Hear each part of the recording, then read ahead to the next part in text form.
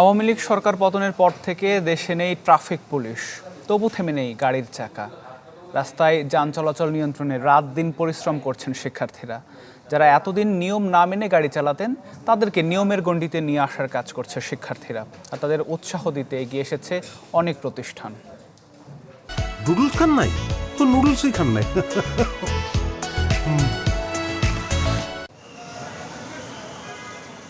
সরকার বদল হয়েছে, কিন্তু রয়ে গেছে সড়কে নৈরাজ্য, নিয়ম না মেনে চলার প্রবণতাও।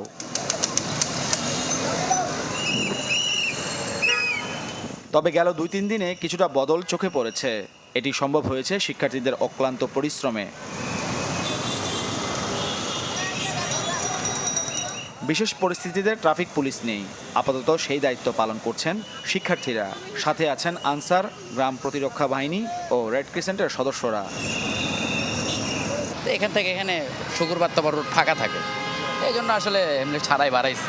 আপনার নিয়ম কি ভাঙছেন? হ্যাঁ, অবশ্যই নিয়ম ভাঙছে। হ্যাঁ, লাইসেন্স। আপনি জানেন হেলমেট না পরলে এটা আমাদের আইনেরও দণ্ডনীয় অপরাধ। আপনি যদি অ্যাক্সিডেন্ট করেন এটা তো আপনার সেফটি, কেন আমি হেলমেটটা না পরে বেরোবো? সাথে একজন নিয়ে বের হয়েছে, তারও হেলমেট নাই। ওনাকে এখন আটকাইছি, যতক্ষণ না দ্বিতীয় কোনো হেলমেট ছাড়া ব্যক্তি আসবে ততক্ষণ আমরা ওনাকে ছাড়বো না। অত্যন্ত চমৎকার, তবে যেহেতু তারা আসলে ওয়েল ট্রেন না, এটা খুব স্বাভাবিক যে সামান্য কিছু সমস্যা থাকবেই। এতদিন যেসব বাসে নিয়ম না মেনে যাত্রী ওঠানামা করত, তারাও মানছেন শিক্ষার্থীদের নির্দেশনা। সেখানে কোনো যাত্রী নামবে না, সবাই মেট্রোলে নিচে নামবে, তাহলে এখানে কোনো জ্যাম হবে না। কারণ যখন এখানে যাত্রী নামবে তখন কয়েকটা বাস একসাথে যাইলে অ্যাক্সিডেন্টের সম্ভাবনা আছে।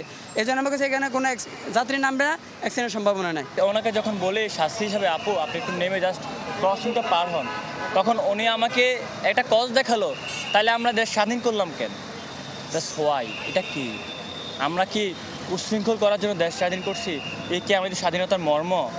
উনি আমাকে, তারপর আমি যখন আবার ওনাকে এটা বললাম, উনি আমাকে বললো যে আমি কোটা সংস্কার আন্দোলনে অংশগ্রহণ করছিলাম। আপনি অংশগ্রহণ করলে তো আপনি উচ্ছৃঙ্খল হয়ে যেতে পারেন না। শিক্ষার্থীদের উৎসাহ দিতে এগিয়ে আসে বিভিন্ন সংগঠন। শুধু তাই নয়, রাজধানীর একটি অভিজাত হোটেল থেকে সৌজন্যমূলক খাবারও দিতে দেখা যায়।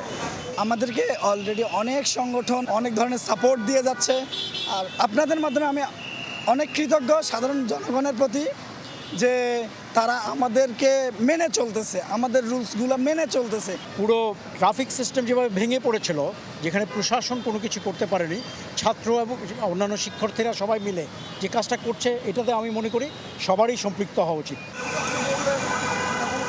মাহফুজ কামাল, চ্যানেল 24, ঢাকা।